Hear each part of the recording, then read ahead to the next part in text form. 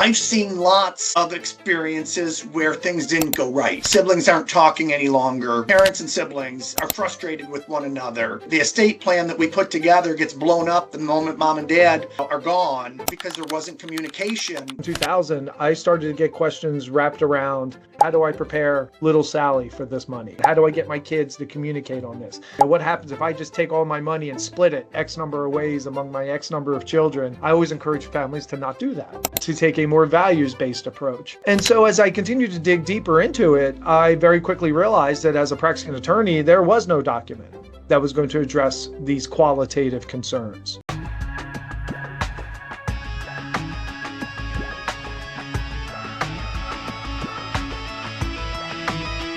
A leading voice in family business. You're listening to The Family Biz Show. Welcome, everybody, to the Family Biz Show. I'm your host, Michael Palumbos, with Family Wealth and Legacy in Rochester, New York. Thank you for joining us today. We have Shawn Barberis from More Than Money 360 here today. Very, very excited to have you on the show again, Shawn. Super excited. Welcome. Appreciate it. Of course. So I don't have a lot of guests on a second time. So I just want to share with people, the audience, why I've asked Shawn to come back on. Long story short, the Family Wealth and Legacy, our company is going to start utilizing the More Than Money 360 services with our clients. It's been years and years that, my core purpose, our firm's core purpose has always been to strengthen families as well as the wealth and legacy.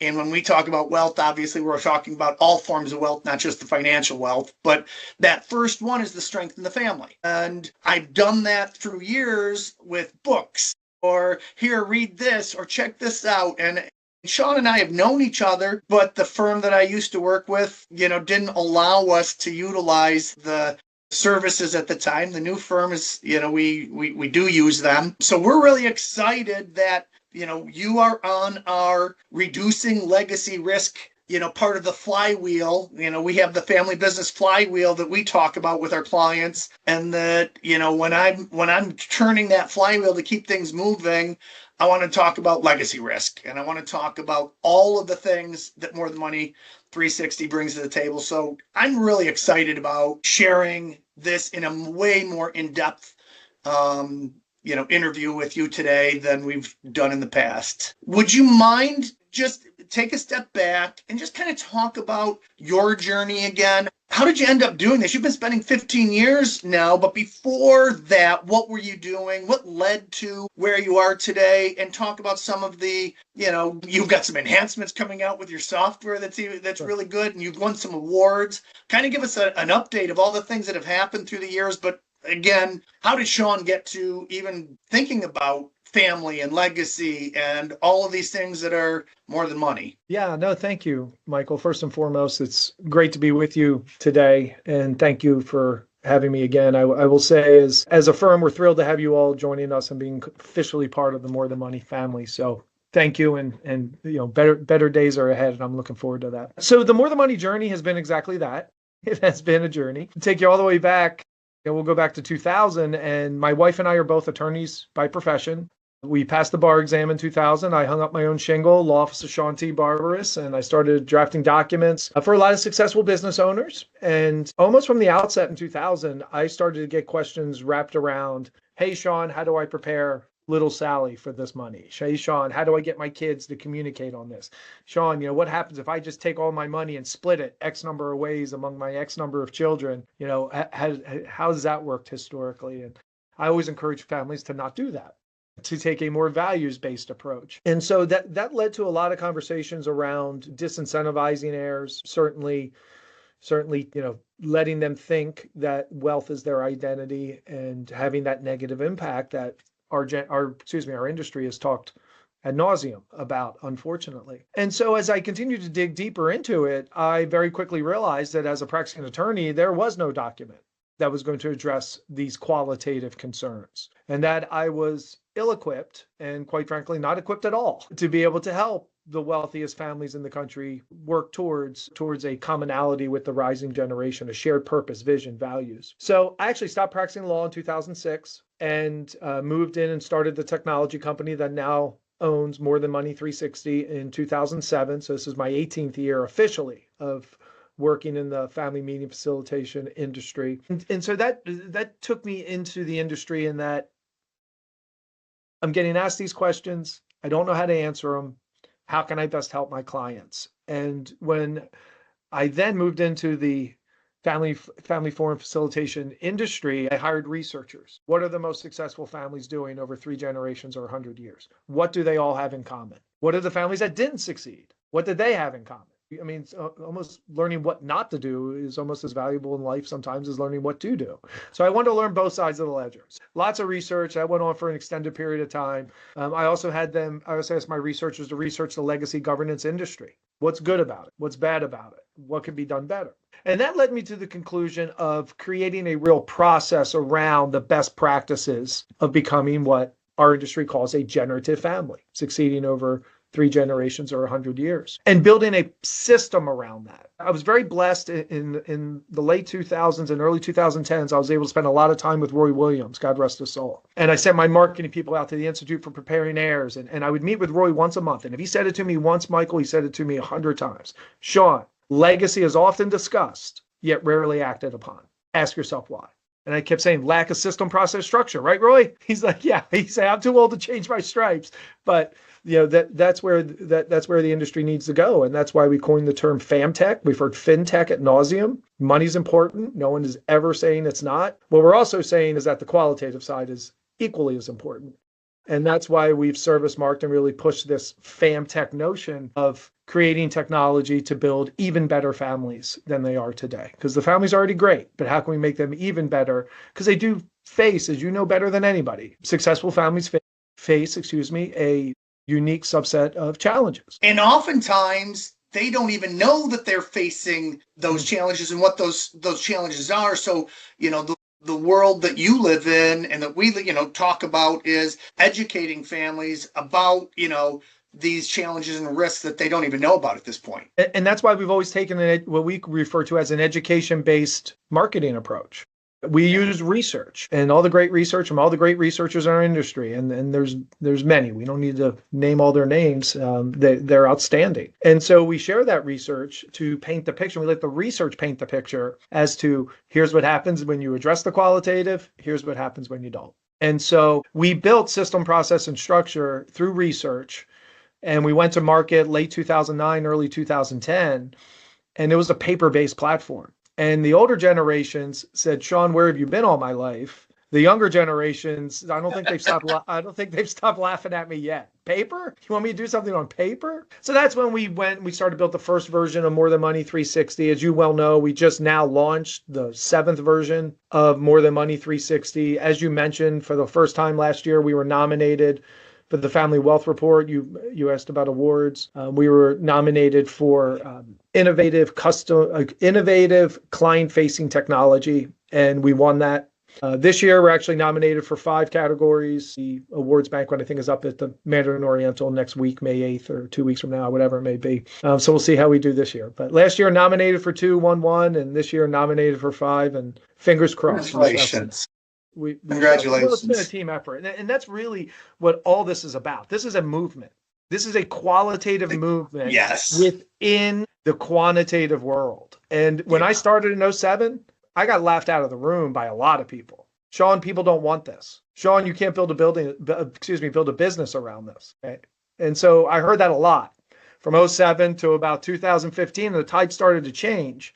And then the good Lord brought me my partner, Roey Diefendorf, who's G4 of his family that started their family business in 1875. And that's when he said to me, Shawn, what you're building is a great personal practice. But if we want to change the world, this is bigger than us. We got to build this into a business and get the Michael Palumboses, the folks that believe in the qualitative side, and give them the system, structure, and process to build these multi-generational relationships, bring in the assets, but certainly help the family prepare for what are some of the unique complexities of being a wealthy family. So apologies if that was a No, that's perfect. That was perfect. I wanted to hit all the elements of your question. I think what's important about that is for people to understand why this was important to me as well. I think that helps to give some context is that, 25 years as a family wealth advisor serving high net worth and ultra high net worth family owned businesses, I've seen lots of experiences where things didn't go right and where siblings aren't talking any longer, where, parents and siblings are frustrated with one another, where the estate plan that we put together gets blown up the moment mom and dad, are gone. Because there wasn't communication, that happened between the generations. And so that was the why this has always been so important to me. I knew it was one of the levers that needed to be turned. I knew people needed to be talking about this. They needed to be exposed to the risk. But like I said, I'm a creature of systems and processes. I love systems and processes. And when I didn't have a system or process to be able to walk people through it, if I had to invent it myself, I wasn't going to do it. And so we believe that all three levers, that family business flywheel is, we need to focus on the business, we need to grow it, we need strategy, and we need the wealth, be focused on. We need the coordination gaps and the, opportunities that aren't being looked at because, there's not one person looking at them. And the family has to be talked about, and we have to be growing these things. And if you don't focus on all three of them and how they're intertwined, the family, the business, and the wealth is just mind-blowing today. And so how could you, just if you only focus on the business and forget about focus on the family, it's eventually the wheels are going to fall off the wagon. Well, for the family and for you as a practitioner, the wheels are going to fall off. I mean, it's right, 100%. Wheels are going to fall off both vehicles. Yeah. Let's talk about, if you don't mind, some of the data, some of the research. What were some of the things that were eye-popping for you as you were going down this road and made it so easy for you to say, oh yes, we have to be educating people around these things? Yeah, so one of the things that really kicked me in the shin, a few things did, but one that really kicked me in the shin is when we asked the rising generations, what is the one thing you would not tell mom, dad, grandma, grandpa, whatever the particular structure is? 93%, and that's a big number. 93% of the rising generation came back and said that they felt dictated to. They didn't have a voice. So we have focused very acutely on empowering the rising generation as part of our process. We wrote an article for Camden Wealth, How to Speak Rising Gen, right? Well, the rising generations are driven by purposeful, positive impact. They're also very smart and they're opinionated and they want their voice to be heard. And when you don't allow their voice to be heard, bad things happen. And we can dive into those, right? And then finally, you need to speak their language, which is technology. When their eyes open, Facebook existed. I'm 52 years old. That wasn't the case. We had phone books back then. I was born in the phone books and rabbit ears on my TV, right? That's what I had. Right. So times have changed quite a bit. When this generation, when the rising generation woke up, they had all these technologies. So you have to speak their language. And I hear often from those in our industries, we just having a hard time getting the rising generation engaged. And so we wanted to build a customizable, scalable system, process, and structure for as many advisors that are believers of the importance of the qualitative side of wealth as possible to get those tools in his or her hands to be able to engage that rising generation. And what becomes so hard is now you're take a look at from the parent or the grandparent's perspective. They want to prepare the rising generation. Many times, obviously there's no absolutes, but many times, more times than not, they may not want to tell the rising generation, we are worth X number of dollars. So it's difficult to engage them on the quantitative side without maybe giving details about net worth that you don't want to give. So we say, well, it's easy. Give them an equal voice on the qualitative side.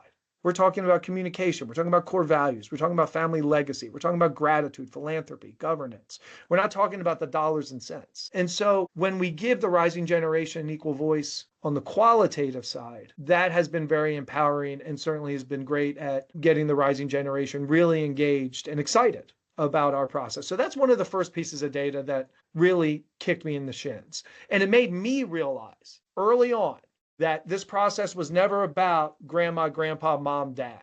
And I tell our clients this process isn't about you. It's about little Johnny and little Susie and the cousins and everything else, right?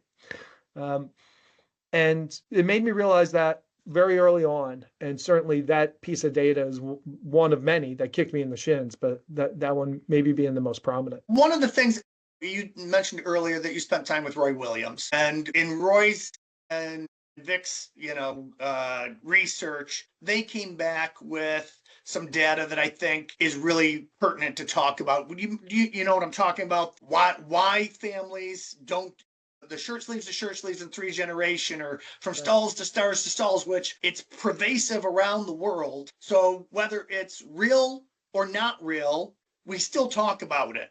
You know what I mean? So we can do the research to say, is it really, 3 generations and wealth is lost? I think that it's, to your point, there are some families that have done it really well. What did they do? There are some families that haven't done it so well, and what happened there? Where did it break down? But I think it's worth talking about, why it broke down. I think most people think that it's probably because they didn't have good advice, their documents were off base, or the stock market crashed right before these things happened. But that's not the case, is it? No, it's not the case. So it's really interesting. If you look inside, I know you've been presenting our Vision 360 research piece. I think you've done it now twice, right, with 2 families. And so one of the things that we talk about in a couple slides, I don't know if you remember you and I going through it a while back, said these are the 2 most important slides in here, the perception versus reality slides. And so when you ask families, and I forget who did, I think Family Office Exchange, I don't remember exactly who did that research, but when you ask, what do you feel are the biggest threats to your wealth? 97% of the responses are some sort of financial calamity. The perception is that only 3% of the threat to my financial wealth is lack of communication, unprepared heirs, so forth and so on. The perception. Now you look at the reality, and it's 85% of families lose their financial wealth because of a breakdown of communication, trust, lack of governance, lack of shared vision, value, purpose. You have everybody going in different directions. And so that perception versus reality is an incredible opportunity for advisors to educate their wealthiest families on, here's what you may think is going to hurt you, and here's really what's hurting you, or what could hurt you, I should say. What could hurt your family? So you can be proactive about it, you can be reactive about it. The choice is yours. And that's been, I think that research is also very much stuck out at me. And I think it's one of the things since 2007 that has changed demonstrably in the industry, is that families now realize, and the advisors, most importantly, the advisors are critical. The advisors realize that it is more than money. It's just not managing the financial assets, which of course is critically important, always is, always will be.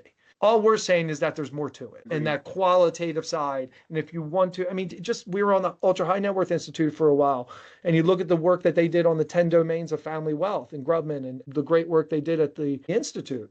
If you look at that, there's really 9 domains with the advisor in the middle to manage all 9 of those domains. And the advisor is the 10th domain. 6 of those 9 domains are qualitative. Yeah. So how is the advisor going to manage 6 of 9 domains that are qualitative without having a system, process, and structure? And again, that's the void that we've been filling. And that's why we're having so much success on the SaaS side, like we are with you, and certainly white labeling our technology for large broker dealers and family offices and so forth. So that's our mission.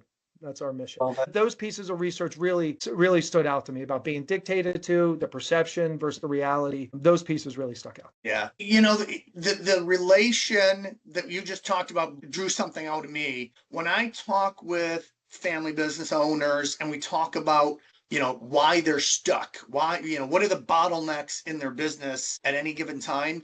It's very rarely is it the systems or their ability to execute or their strategy. Don't get me wrong, it definitely comes up, but they can't get to those levels of things unless they focus on the people.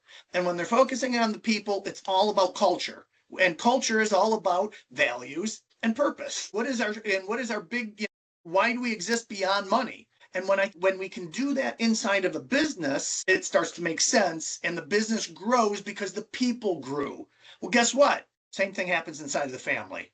The being able to run the business, being able to manage the wealth, being able to do all of those things when the family grows, when trust grows, when communication grows, when the values are, we've identified, what does John and what does everybody value for themselves? What do we agree to value? What do we disagree to value? And what do we agree to disagree on, right? I think it really it just clicked again for me that this is more processes, more systems, more talk about raising people up, and less talk and focus on what does the tax bill look like and how do we avoid taxes, because those things will happen. There's really smart people out there. We can get those things all done, but if we don't have the systems and processes for the people to work together and row in the same direction, we're going to be in trouble. Yeah, well, that's exactly right. That's exactly right. But the question is how? How do you do that? Yes. So talk about, what does it look like? A family says, all right, Shawn, Michael, I'm in. I want to know more about this stuff. What does that start to look like? What is an engagement? When we start talking about more than money for the first time, how do I even talk about this with my kids or my grandkids? What am I doing? How am I talking with you or me?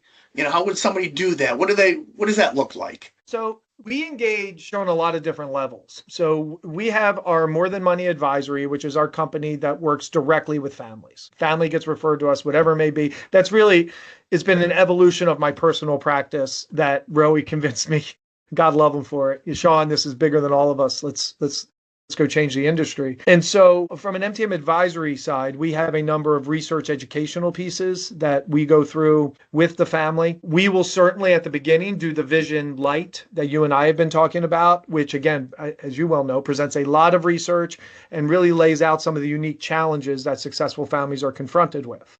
So they understand the why behind it all. So again, we built it from research and we engage families at the beginning from research. So they understand, not Michael talking to he's blue in the face or someone from your team or Shawn talking to he's blue in the face. Hey, this is really important. Why? Because I say so. No, here's why it's important. And here's the research that demonstrates why it's important. Do you want these things to happen to your family? So they understand why. That's the first thing you always need to address. Why am I taking my time to do this? Why?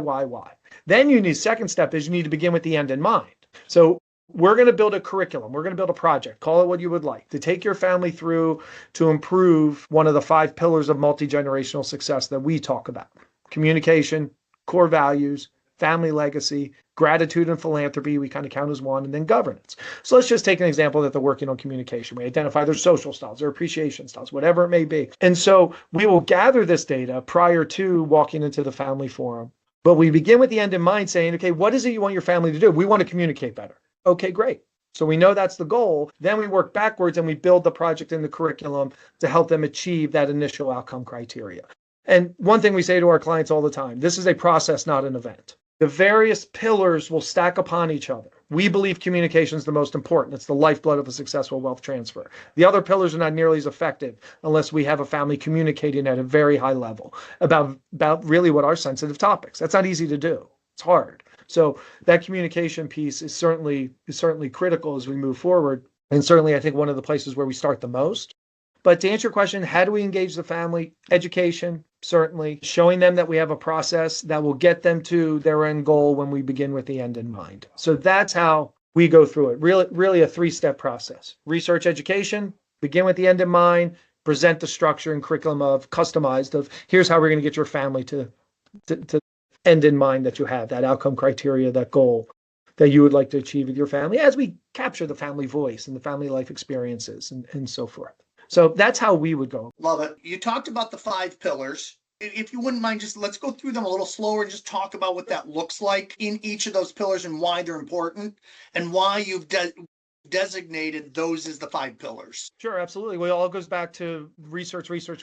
And so when you research, 100 families over 100 years and 3 generations, like, Jaffe has done such a brilliant job of. I love first of all, I love the name of his book, Borrowed from Our Grandchildren. It just captures that stewardship mentality. I thought it was brilliant. When his book first came out, I read it, and I read it twice, and I read it 3 times, and I said, thank you, Lord. Everything this man is discussing in this book, we have systematized in our process. And so it's great because we have such great researchers in our industry. But back in 2007, we identified that the most successful families proactively focused on these 5 pillars: communication, identifying what are the core values of the family, what are the shared core values, family legacy, what are we going to stand for, what's our shared vision, and then philanthropy and gratitude. We couple those together. Governance is the last one. Yeah. What is that shared vision for the family? Right. where gratitude is, what are we thankful for? And then how do we give thanks, and how do we utilize our philanthropic dollars? How do we utilize what we have, our gifts and our talents and our treasures out in the world? Governance. What is governance? A lot of times people get tripped up on that word. Yeah. So we call governance the business of being a successful family. And so we really feel that the pillars build upon each other. We really think that communication should be addressed first. Let me just take a step back if I could, please. Sure. And that communication should be addressed first, so that we have the family communicating at a very high level about sensitive topics and knowing the different social styles. I'm a sunshine yellow. Someone else in the family is a fiery red or a cool blue or earth green amiable, whatever it may be, and understanding how to relate to these different social styles to elevate clarity, minimize conflict, right? Then typically we have families move on to core values. We have to identify the shared core values of the family. Why? Because they serve the core, those shared core values will serve as the foundation of the family legacy mission statement, the family philanthropy, and the family governance. So you see, they all stack on top of each other, right? And so then when we get into the family legacy, we say, okay, well, here we know what our top two shared core values of the family are. And we can help them build and write a family legacy. And we have systems and processes and kind of structures to help families write legacy mission statements. We'll be doing it in a couple of weeks again for another family. So the pillars build upon each other. And we also create opportunities for the rising generation to engage with the family's advisor. We know 2/3 of advisors are losing an account when the first spouse passes away. Why? So ask yourself why. Little Johnny and little Susie don't know Mr. or Mrs. Advisor. Mom and dad know Mr. or Mrs. Advisor. But when one spouse goes, they say, hey, surviving parent, come to our advisor and we'll help you get through it. Well, that's a major failure on the part of the advisor working with mom and dad. You need to engage that rising. So we've created experiential learning opportunities over our 18 years of how to seamlessly engage the rising generation. For example, we have one wrapped around the Sustainable Development Goals, impact investing with the United Nations. And so everybody in the family can complete. We have over 40 surveys, one of which is wrapped around impact investing. Everybody in the family completes it. We know that their top sustainable development goals as a family are 3, 7, and 12, if you know anything about the SDGs, right? Well, then we take that now to the wealth manager and we say, okay, mom, dad, grandma, grandpa, let's peel off X number of dollars in your account. Let's get them working directly with your advisor. And now the rising generation, not you, the rising generation are going to manage this account together. So they need to decide, okay, which SDGs do we want to support? What companies are we going to invest in for that? And now they're making group decisions together. Okay. It's governance with training wheels on. And by the way, they're working directly with the financial advisor in his or her core business. This is a natural part of our process. So we believe firmly that is in the family's multi-generational interests, best interests, to be working with one advisor for all the generations for the most part. Having one advisor be that primary quarterback for the entire family. That serves the family's best interest, we believe. Now, of course, they're going to have different advisors, might have an account over here with a few bucks, account over there. That's going to happen. They're going to be in this private deal. That's always going to happen. But having one quarterback drive the bus multi-generationally. And so we really try our best to get advisors engaged in a meaningful way with the rising generation in their core business. And impact investing is one of many ways that we do it. So we do very much believe that is critical to multi-generational success. But in order for that to happen, we need to find as many advisors as possible that have that multi-generational mindset. I would agree wholeheartedly. As a firm that has served some of our top clients 40 years now, 30 or 40 years, because my father served them before I did. And you see things both, good and bad and patterns. And you also, why did this happen 20 years ago? This is why, and this is what we're supposed to be doing with it. And there's a continuity that happens for the family. And what I would say is, more of the gaps are closed and opportunities are exposed easier when there's one person quarterbacking and, having the conversation with the business, with the family, and with the wealth and the attorneys and the accountants, so that they see everything, and that global look really does make a big difference. Absolutely, it makes a big difference. And the family having one go-to advisor makes a big difference. Yeah. And we've always been massive proponents of that. So that's why we feel it's so critical to get the rising generation meaningfully engaged. The rising generation, in our experience, does not respond well to what I call the slap on the back steak dinner. You're the greatest. No, you're the greatest. That's not the way they're wired. That's not what we've seen. They want to have their voice heard. They want to have an opinion. They want to make the world a better place. It really is a beautiful generation. They want to make the world a better place. Very purpose driven. And that's great when you're talking about the qualitative side of wealth. The rising generation is primed to engage in this conversation if you speak their language and you go about it the right way.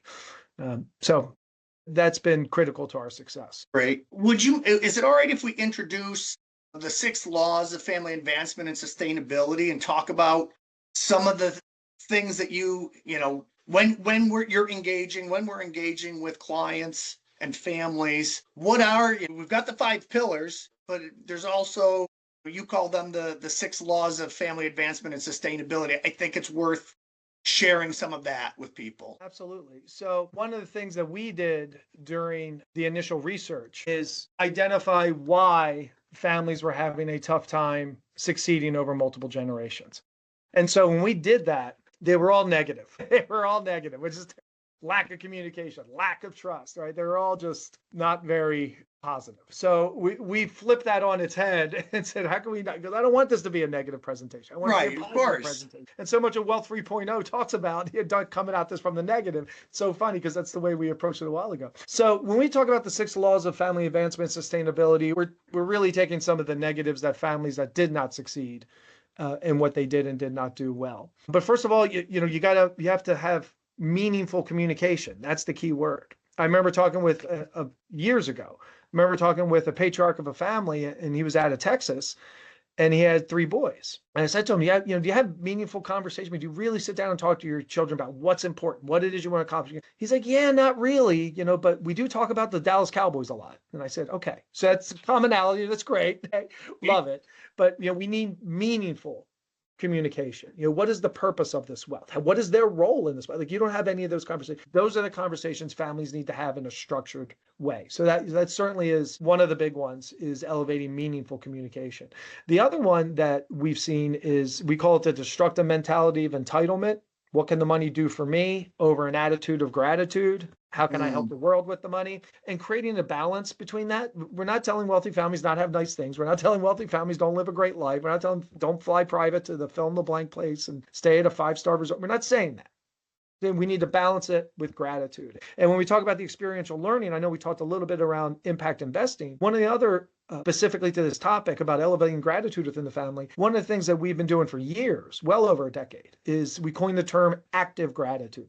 It is incredibly generous for Michael Palumbos to stroke a check to ABC charity for fill in the blank. Most beneficial to the family is to volunteer at ABC charity for X period of hours together as a family. Shared experience of value that strengthens unity, teaches gratitude over entitlement. It gives the rising generation a firsthand look at maybe a subhort or a group of folks that are struggling, right? That don't have mom and dad with the 15,000 square foot house, right? They're homeless, or whatever the fact pattern may be, right? So elevate gratitude, create shared experience of value within the family, and certainly help try to stomp out that entitlement as much as possible. The third one we've already talked about. You have to engage the rising generation. You have to give them a voice. And our system, process, structure, and quite frankly, the technology allows them to express their voice in a way that they're comfortable. So that really, the third of the 6 laws, engaging the rising generation in a shared family vision, is certainly all around the engagement piece. Let me jump in for just a second, Sure, Shawn, because I want to connect.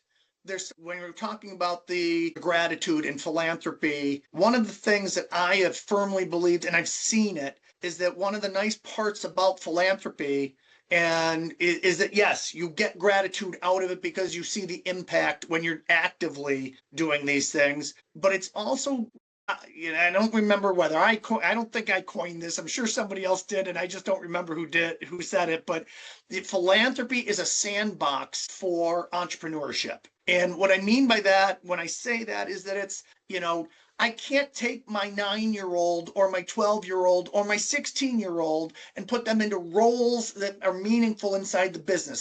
That's not that doesn't work. But I can take a 9-year-old, a 12-year-old, even a 5-year-old or a 16-year-old, put them all together in this philanthropy sandbox and really get them meaningfully and actively involved in these things, because it doesn't have the same level of, it's separating the business from those pieces, but we're still going to ask them to communicate. We're going to ask them to lead. We're going to ask them to do research. We're going to ask them to get involved and see what's happening. So you get to develop a lot of the characteristics.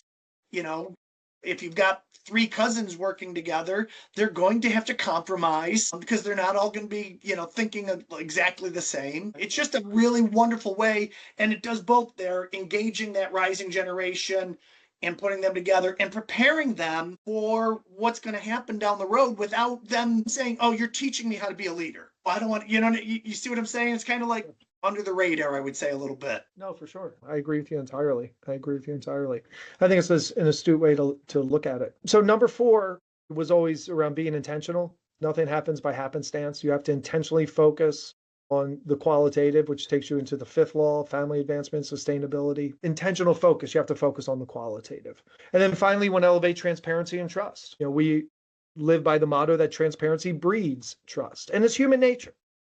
Yes. If I think Michael is hiding something from me, what is he hiding? Why is he hiding it? Must be bad. Oh, just human nature. So it sounds so silly, but one thing that is so important that we do on the MTM advisory side, and we encourage all our SaaS advisors to do, that if they're going to have a family meeting at the end, show everybody the agenda at least a week or 2 ahead of time. We tell folks, dress comfortably, come prepared to have fun and be productive. The outcome criteria for every single one of our family forums for 18 years has been fun and productive.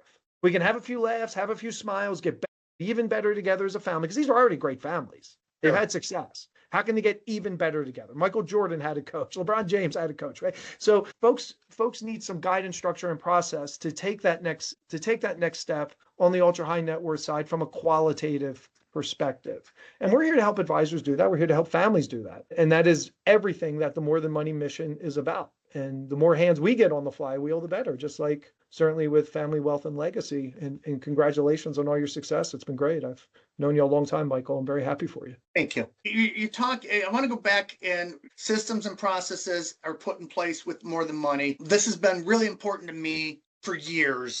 Some of that importance has come out of the fact that I went through a divorce, and people that have listened to the show a bunch of times, they know that Michael spent some time with a therapist getting right around some things that I needed to work on that I wish that I didn't have when I was raising kids, but I did. And so I worked through a lot of these things to become a better version of myself.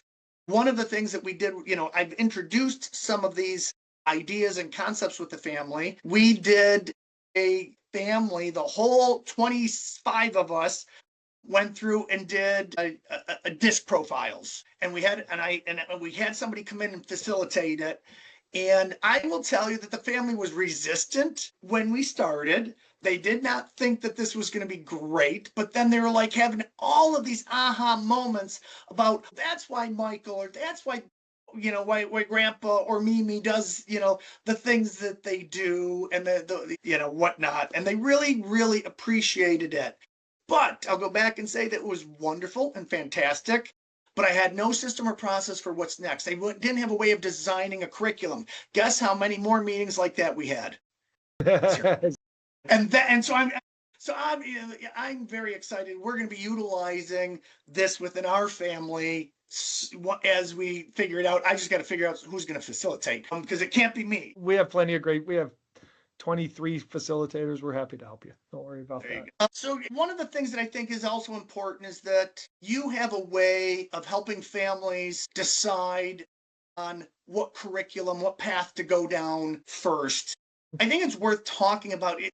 It's really simple to go through and look, and you have an assessment that families can go through and start to figure out, talk about the assessment a little bit. Sure. So we have a library of over 40 digital assessments, all of which fall under the 5 pillars of multigenerational success that we have discussed. Before you get to all 40 or any of those surveys, we have something that we call the More Than Money Meter. And More Than Money Meter is, I think it's, oh gosh, we just redid it with version 7. I believe it's close to 50 questions. Don't quote me on that. But it takes each family member through, asking them how prepared they are in the various 5 pillars with specific statements, and then how satisfied they are with their level of preparation. So we're assessing 2 variables, preparedness and the family satisfaction with their level of preparedness. Because what we don't want to have is a family come along and say, okay, in the 5 pillars, we're 36% prepared in communication, but we're 80% satisfied. Okay, well, that's a family that doesn't want to get even better together. Thank you very much. God bless you, but have a great day. We can't help that, right? So if they're 36% prepared in communication by my hypothetical, and they're 25% satisfied, I misspoke, then that's a family we can help. So we have everybody complete the MTM meter prior to engaging in the process. It gives us almost like a baseline blood test a doctor would do. It gives us this baseline. When they engaged in the process, here's where they were in the 5 pillars of multi-generational success. We will know their preparedness and their satisfaction for each of those 5 pillars, and then have an overall preparedness and satisfaction score. And then what we do after every family forum, the family completes, because this is one thing that we really think is important. The family will complete the same More Than Money Meter questionnaire again.